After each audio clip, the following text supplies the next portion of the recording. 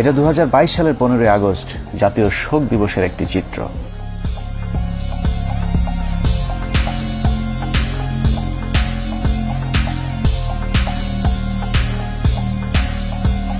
শোকে মুহ্যমান জাতির শোককে শক্তিতে রূপান্তর করে তার প্রদর্শনও দেখিয়েছে বিভিন্ন জায়গায়। খিচুড়ি নিয়ে মারামারি সহ 15 আগস্ট উপলক্ষে তোলা চাঁদাবাজির টাকা নিয়েও কামড়াকামড়ি করেছে শেখ মুজিবের আদর্শিক পুতরেরা।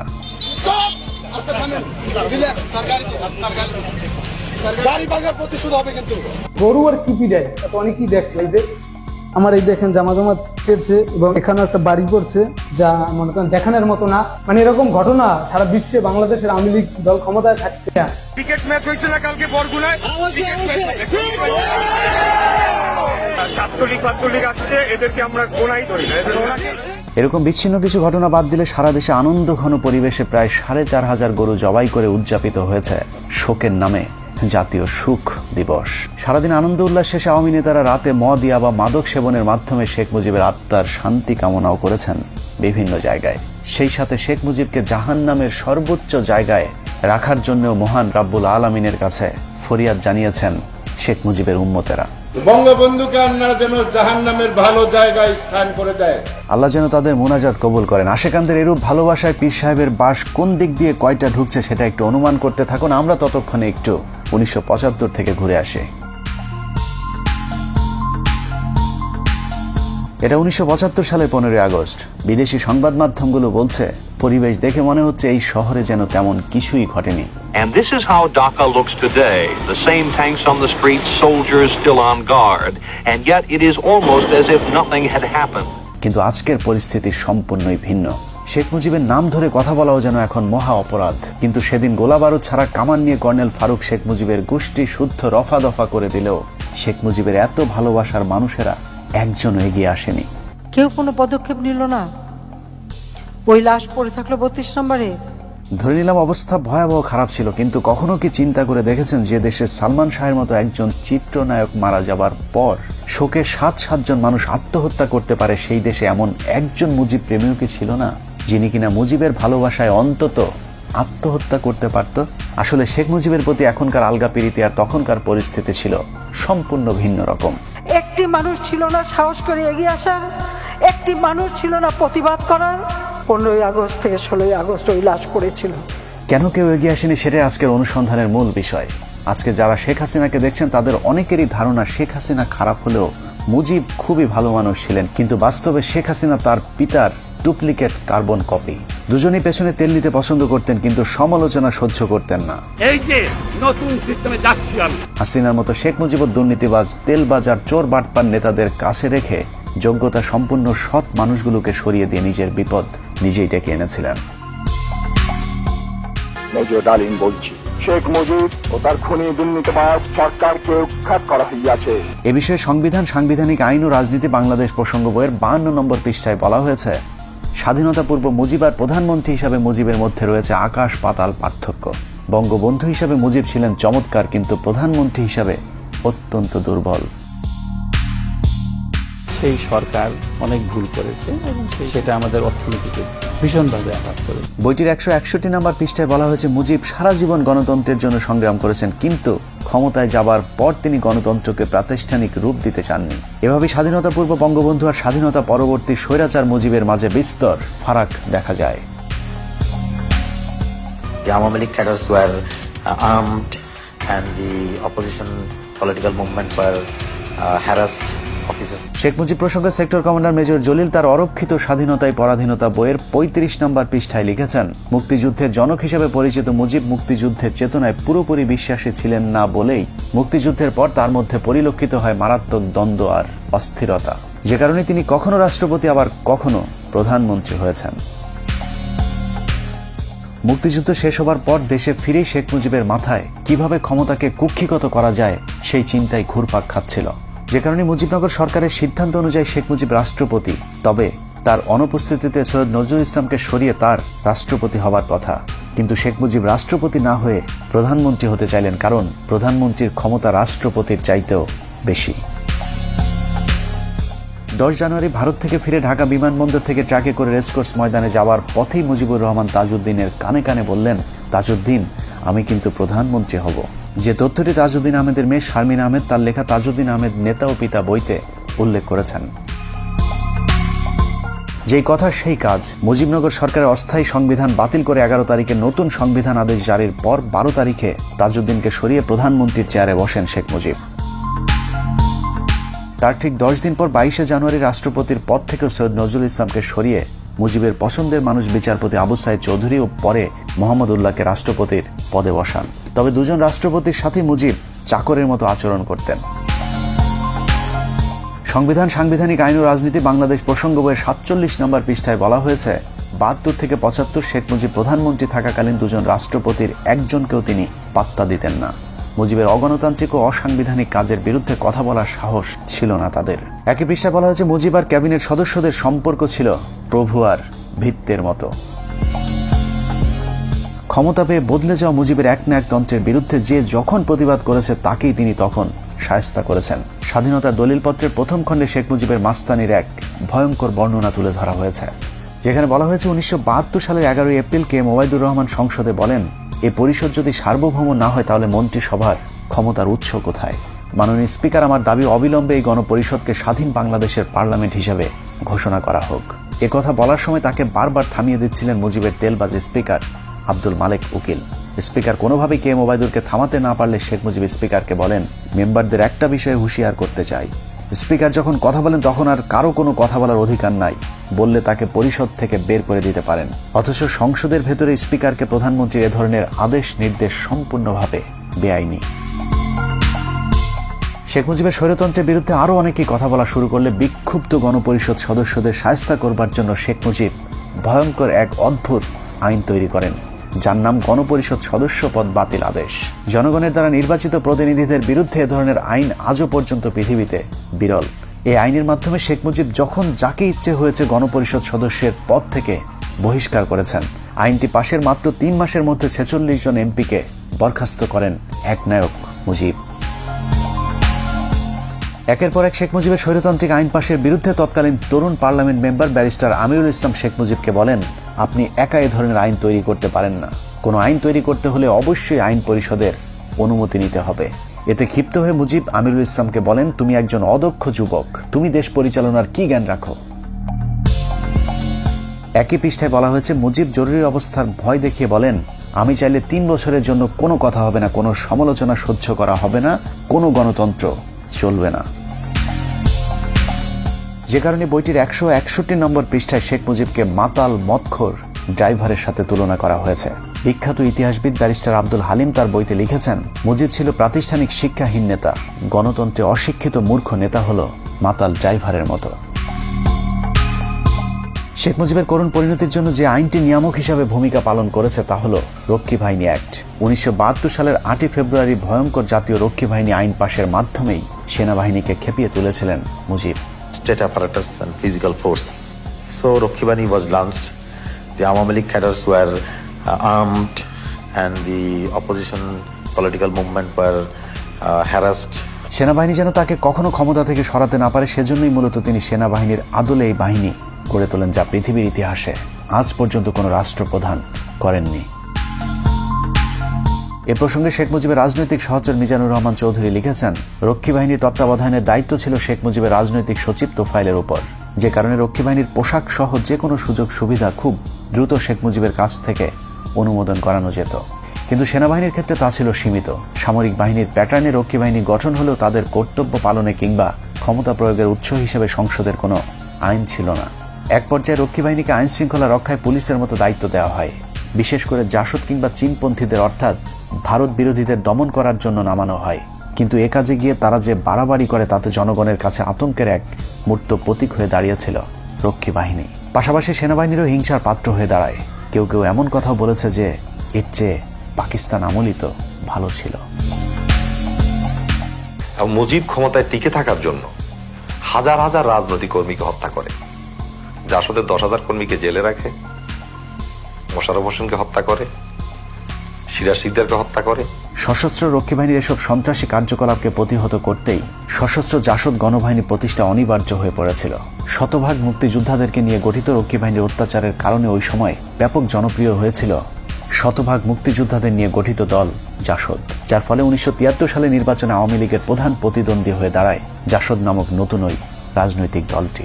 মানুষের সিভিল রাইট এবং মানুষের ফান্ডামেন্টাল রাইটস এগুলি কাঠিল করে দিয়ে মুজিব ক্ষমতা থাকার চেষ্টা করে। শেখ মুজিবের দুঃশাসন আর সন্ত্রাসী রক্ষী বাহিনী নির্যাতনে অতিষ্ঠ হয়ে 1973 সালে নির্বাচনে জাসদকেই ভোট দিয়েছিল মানুষ, কিন্তু শেখ মুজিব স্বাধীন বাংলাদেশের প্রথম নির্বাচনে ভোট ডাকাতি করে জাসদের জয় ছিনিয়ে নেয়। সংবিধান, সাংবিধানিক আইন ও রাজনীতি বাংলাদেশ প্রসঙ্গ বইয়ের 51 পৃষ্ঠায় শেখ মুজিবের ভোট চুরির এক অকল্পনীয় বর্ণনা দেওয়া হয়েছে, যেখানে বলা হয়েছে 1973 সালে নির্বাচনে ভোট গ্রহণ শেষে যখন বেতার টিভিতে ফল ঘোষণা হচ্ছিল, তখন আওয়ামী লীগ যখন দেখল তাদের প্রথম সারির কয়েকজন নেতাই পরাজিত হয়েছে, তখন তাদের মধ্যে আতঙ্ক কাজ করেছিল, যে কারণেই তারা মিডিয়া কুয়ের আশ্রয় নেয়। কেন্দ্রীয় প্রচার কমিটিকে বাদ দিয়ে গণভবনের কন্ট্রোল রুমে ফলাফল প্রচারের দায়িত্ব নিয়ে ভোট গণনা বন্ধ করে দেওয়া হয়। আওয়ামী লীগের কতিপয় নেতাকে জোর করে জেতানোর জন্য কয়েকটি কেন্দ্রে হেলিকপ্টার পাঠিয়ে সেখানকার ব্যালট বাক্স ছিনিয়ে এনে নতুন ব্যালট রেখে আসা হয় ভোট কেন্দ্রগুলোতে। সর্ববৃহৎ ভোট পেয়ে আমার বাবা পুরো বাংলাদেশের মধ্যে সর্ববৃহৎ ভোট পেয়ে এমপি হয়েছিল এবং বিবিসি থেকে ডিক্লেয়ার দিয়েছিল। কিন্তু শেখ মুজিব উঠে সহ্য করতে না পারে আমার বাবার বিরুদ্ধে যে দাঁড়াছিল এম সিদ্দিক, ও মাত্র 10,000 ভোট পাইছিল, আমার বাবা পেয়েছিল 90,000 ভোট। তারপরে ওকে ডিক্লেয়ার দিছে, আমার বাবাকে বল প্রয়োগ করে এবং ঘেরাও, ও আমার বাবাকে বাড়ির মধ্যে ঘেরাও রেখে এই কাজটা করা হয়েছিল। ভোট ডাকাতির মতো 1973 সালে নির্বাচনে শেখ মুজিবই প্রথম বিরোধী প্রার্থীকে গুম করার নজিরও স্থাপন করেন। 73 নির্বাচনে শেখ মুজিব 4টি আসনে মনোনয়ন জমা দেন। এর মধ্যে ভোলার জাসদ নেতা ডাক্তার আজহারউদ্দিন ছিলেন শেখ মুজিবের শক্তিশালী প্রতিদ্বন্দ্বী, যে কারণে মুজিব তাকে মনোনয়নপত্র জমার দিনই অপহরণ করে ওই আসনে বিনা প্রতিদ্বন্দ্বিতায় জয়লাভ করেন। ওই সময় গণকণ্ঠ পত্রিকাটি ব্যাপক জনপ্রিয় এবং সরকারের সমালোচক ছিল, যে কারণে পত্রিকাটির নির্বাহী সম্পাদক আফতাব উদ্দিনকে জোর করে গাড়িতে তুলে চোখ বেঁধে নিয়ে যায়। তাদের বিরুদ্ধে কোনো কথা পত্রিকায় লেখা যাবে না শর্তে রাত 9টার দিকে তাকে ছেড়ে দেওয়া হয়, যে তথ্যটি জাসদের উত্থান পতন অস্থির সময় রাজনীতি বইয়ের 98 পৃষ্ঠায় উল্লেখ করা হয়েছে। জাতীয় নির্বাচনের মতো সব নির্বাচনেই ভোট চুরিতে জড়িত ছিল মুজিব ও তার পরিবার। ডাকসু নির্বাচনের জাতীয় সমাজতান্ত্রিক দলের সমর্থিত পরিষদের কাছে মুজিব সমর্থিত পরিষদ পরাজিত হতে পারে এমন খবরে শেখ মুজিবের বখাটে পুত্র শেখ কামাল ডাকসুর ব্যালট বাক্স ছিনতাই করেন। প্রতিপক্ষরা মিছিল নিয়ে বের হলে শেখ কামাল সেখানে অস্ত্র হাতে দাঁড়িয়েছিলেন, যে তথ্যটি বইয়ের 106 নম্বর পাতায় বলা হয়েছে। শেখ কামাল যে রাতে ব্যাংক ডাকাতি করতে গিয়ে গুলিবিদ্ধ হয়েছিল, সেদিনও শেখ মুজিব বলেছিলেন শেখ কামালকে তিনি হাসপাতালে দেখতে যাবেন না, কিন্তু ওই সময়ের পুলিশের আইজিপি তার এক ডায়েরিতে উল্লেখ করেছেন 2 দিন পর শেখ মুজিব তাকে ঠিকই হাসপাতালে দেখতে গিয়েছিলেন। যদিও শেখ হাসিনা ইদানিং ব্যাংক ডাকাতির ঘটনাটিকে ষড়যন্ত্র বলে দাবি করে থাকেন। কামালকে তো ব্যাংক ডাকাতি মানালো, যে মিথ্যা অপপ্রচার কিভাবে দিয়েছিল। শেখ কামালের এসব সন্ত্রাসী কার্যকলাপকে মুজিব কতটা প্রশ্রয় দিতেন তার বর্ণনা দেওয়া হয়েছে বইটির 106 নম্বর পাতায়। বলা হয়েছে ঢাকা বিশ্ববিদ্যালয়ের ইতিহাসে এটি ছিল কলঙ্কজনক একটি দিন। একটি বিশ্ববিদ্যালয়ের ছাত্র সংসদ নির্বাচন সরকার বিরোধী ছাত্র সংগঠন জিতে যাবে, এটা মেনে নেয়ার মতো উদারতাও আওয়ামী লীগ সরকারের ছিল না। ঢাকা বিশ্ববিদ্যালয়ে তখন শেখ মুজিব একজন সমোচা মার্কা উপাচার্য নিয়োগ দিয়েছিলেন, যার নাম অধ্যাপক মুজাফফর আহমদ চৌধুরী। তার কাছে সাধারণ ছাত্ররা ভোট ডাকাতির বিষয়টির বিচার নিয়ে গেলে তিনি কোনো ব্যবস্থা নিতে অপারগতা জানান। এর পুরস্কার হিসেবে কিছুদিনের মধ্যে মুজাফফরকে শেখ মুজিব টেকনোক্রেট মন্ত্রী হিসেবে শিক্ষা মন্ত্রণালয়ের দায়িত্ব দিয়েছিলেন। মুখে বড় বড় কথা বলার ভেতরে দুর্নীতিবাজদেরকে প্রশ্রয় দেয়া, এটাই ছিল শেখ মুজিব। এভাবেই ভোট চুরির মাধ্যমে ক্ষমতায় আসার পর আওয়ামী এমপিরা লাগামহীন দুর্নীতির মাধ্যমে দেশকে দুর্ভিক্ষের দিকে ঠেলে দেয়, যে কারণে 1974 সালে দেশে ভয়াবহ দুর্ভিক্ষ দেখা দেয়। তবে আওয়ামী লীগের লোকেরা তখনও ঠিক এখনকার মন্ত্রীদের মতো বেহেশতে ছিলেন। বাস্তবে দোজকে থাকা মানুষদেরকে তখনও বেহেশতে আসি বলতে বাধ্য করা হতো।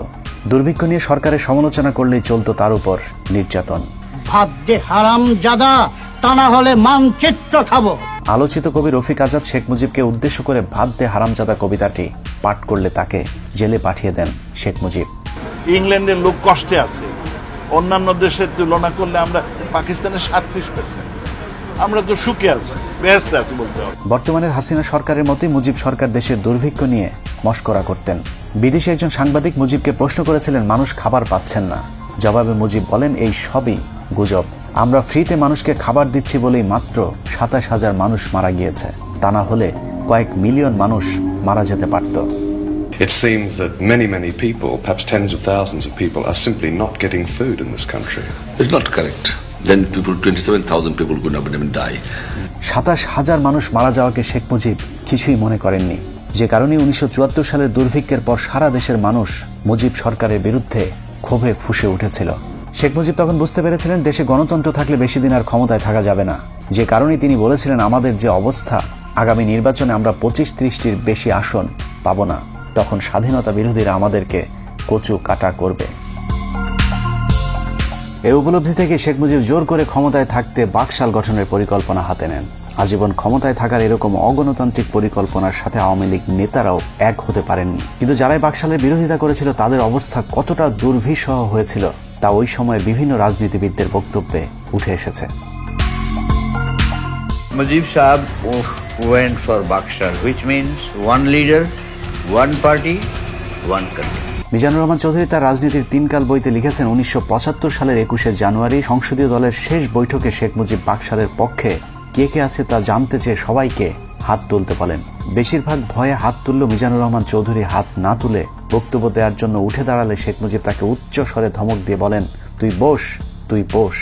মিজানুর রহমান বসে পড়ার পর তাকে হাত তুলতে বললেও তিনি মুজিবের কথা শোনেননি।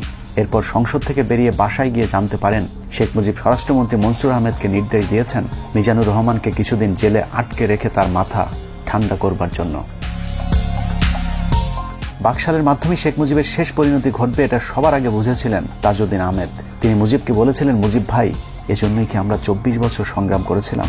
দেশ যেভাবে চলছে আপনি থাকবেন না, আমরাও থাকবো না। এদেশ চলে যাবে রাজাকার আল বদরদের হাতে। ব্যারিস্টার মইনুল পরিকল্পনা করেছিলেন অন্তত 25 জন এমপিকে যদি গোপনে বাকশালের বিরুদ্ধে দাঁড় করানো যায় তাহলে 4র্থ সংশোধনী পাশ করতে পারবে না। এই পরিকল্পনা শেখ মুজিব জেনে যাবার পর সংসদে ঘোষণা দেন বাকশালের বিরুদ্ধে কোনো এমপি বিরোধিতা করলে তাদেরকে জবাই করে টুকরো টুকরো করে কুকুর দিয়ে খাওয়ানো হবে। এভাবে ক্ষমতার লোভে সংসদ, সংবিধান, আইন, বিচার, শাসন সবকিছুকেই কুক্ষিগত করে দেশকে এক নরকে পরিণত করেছিল শেখ মুজিব। অনেকে একটি যৌক্তিক প্রশ্ন করে থাকেন, শেখ মুজিব যদি ভালো না হবে তাহলে পাকিস্তানিরা তাকে এতদিন জেলে কেন রেখেছিলেন? লম্বা সময় জেল খাটলে যদি কেউ জাতির পিতা হয়ে যায় তাহলে পিচ্চি হান্নান কাইল্লা মজিদ কিংবা সুইডেন আসলামকেও আওয়ামী লীগের বাপ ডাকা উচিত। কোনো সন্দেহ নেই শেখ মুজিব একজন সাহসী নেতা ছিলেন, যে কারণে বিরোধী দলে থাকাকালীন পাকিস্তানি সরকারের বিরোধিতা করে বারবার তিনি জেলে গিয়েছেন। তার জন্য মানুষের কাছে ভালোবাসার বঙ্গবন্ধু উপাধিও পেয়েছিলেন। কিন্তু সাহস আর সততা এক জিনিস না। পৃথিবীর যত চোর, বাটপার, বদমাইশ, সন্ত্রাসী আছে তারা সকলেই অবশ্যই সাহসী। শেখ মুজিব সাহস দেখিয়েছিলেন, কিন্তু ক্ষমতায় যাবার পর তার সততা দেখাতে পারেননি, যদিও মুখে তিনি সবসময় সততার বুলি আওড়াতেন। তুমি যখন শাসন করবা, সোহাগ করতে শেখো, তাদের দুঃখের দিনে পাশে দাঁড়িয়েও। প্রতিটা রাজনীতিবিদ এরকম মধুর মধুর কথা বলেন। অপ্রিয় হলেও সত্য, এদেশে রাজনীতি মানেই নেতাদের লাভজনক ব্যবসা। প্রতিটা রাজনীতিবিদ বিরোধী দলে থাকাকালীন জনগণের অধিকারের কথা বলে, আবার ক্ষমতায় গেলে চুরি করে, ঠিক যেমনটা বিএনপির অনেক নেতা করে দলকে ডুবিয়েছে। এখনো বিএনপির অনেকেই অপেক্ষায় আছেন দল ক্ষমতায় এলে আবারও আল্লাহর নাম নিয়ে চুরি শুরু হবে, কিন্তু এখন তারাই আবার আওয়ামী লীগের চুরির বিরুদ্ধে কথা বলে।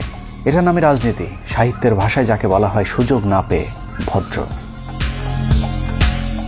শেখ মুজিবও যতদিন ক্ষমতা না পেয়েছেন ততদিন সৎ ছিলেন, মানুষের অধিকার নিয়ে কথা বলতেন, কিন্তু ক্ষমতা পেয়েই হয়ে যান বেয়াদব, দুর্নীতিবাজ, স্বৈরশাসক।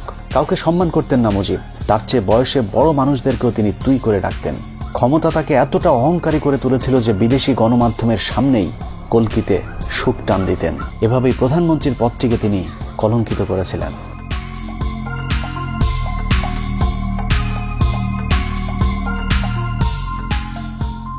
এসব কারণে মুজিবের মৃত্যুতে কেউ এগিয়ে আসেনি। সারা দেশের মানুষ মিষ্টি বিতরণ করে খেয়েছিল। ঢাকা শহরের কোনো দোকানে সেদিন মিষ্টি খুঁজে পাওয়া যায়নি। একটি মানুষ ছিল না প্রতিবাদ করার? কেন করতে পারেনি? এত বড় সংগঠন, এত সমর্থক, এত লোক, কেউ তো একটা কথা বলার সাহস পায়নি। খোদ আওয়ামী নেতারাও তার লাশ দেখতে যাননি। এতদিন মুজিবের চামচামো করা স্পিকার আব্দুল মালেক উকিল বলেছিলেন জাতি ফেরাউনের কবল থেকে মুক্তি পেল। মুজিবের কাছের সহচর আতাউর রহমান খান 15 আগস্টকে নাজাত দিবস ঘোষণা করেছিলেন। শেখ মুজিবুর রহমানের বিরুদ্ধে যা করছে, তাকে যারা খুন করলো, মাওলা দয়া মাফ করিয়া শেখ মুজিবুরের খুনিদেরকে জান্নাতের বাগান বানাই দাও। 1975 সালে বাঙালি ফেরাউনের হাত থেকে নাজাত পেয়েছিল, আর 2022 সালে নমরুদের মায়ের হাত থেকে নাজাত চায়। আল্লাহ হাফেজ।